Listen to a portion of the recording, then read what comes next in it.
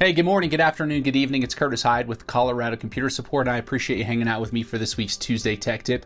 For this week's Tech Tip, we're going to dissect this email, who it came from, what's going on, and why people are still being caught and fished all the time in the world of email. So the first we're going to look at this email is kind of just the context. So the first thing it says is, I'm going into a meeting shortly. What number can I call or text you on? A brief function awaits you.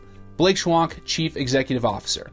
So kind of some unusual things that jump out is a brief function awaits you. That typically isn't some verbiage that's typically used in our company or most companies I've ever worked at. Not sure if it's very common for you. So that's the first kind of key component. Second key component is I know Blake, our owner, personally myself.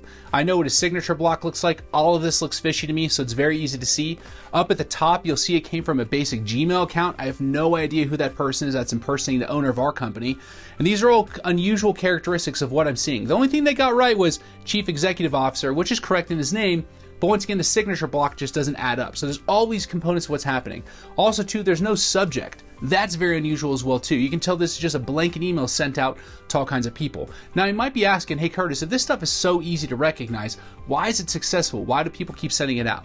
Well, the reason is because it's still working. It's still catching employees off guard and they're responding and being caught in it. That's why they keep sending these type of basic emails out. And probably the most common employee that might fall in a trap like this is someone who's new to your organization. They've not been trained up on who the people are, the employees, the staffing, the hierarchy, the protocols. Let's say if you get an email from this inside of your organization, you're new and you think it's the CEO of the company, you might want to go above and beyond for that person. You're going to respond right away, offer a helping hand, do what you can, because you're trying to set a good example of yourself of what you are in your team player. And that's exactly how these traps can fall in on people of just not being aware. So train your staff. When they're new, if they're existing, however they are, train them, let them know, look at this, and let them know asking an extra question is not harmful to their job or what they're doing. They're being safe as far as what's happening with your employee, your data, and possibly your money that could be impacted from a phish. Another aspect too that you might want to look into is in the top of our email, I'll highlight it, you'll see that caution section. It says, caution, this email originated outside of the organization. Do not click links unless the content is safe.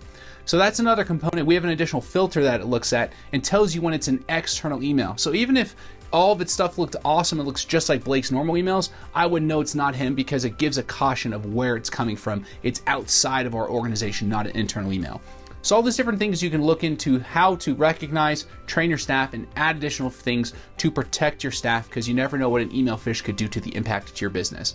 Now, if you do have any security concerns, want to learn more, figure out how to create a more robust IT environment for your security, feel free to let us know. We're Colorado Computer Supports. We're experts at what we do. More than happy to chat with you to see if we're potentially the right fit. You can always find us on the web at www.coloradosupport.com or give us a phone call at 719-439-0599. I appreciate, as always, for you hanging out with me for a couple minutes this week. I'll see you next time and have a fantastic rest of your day. Thank you so much.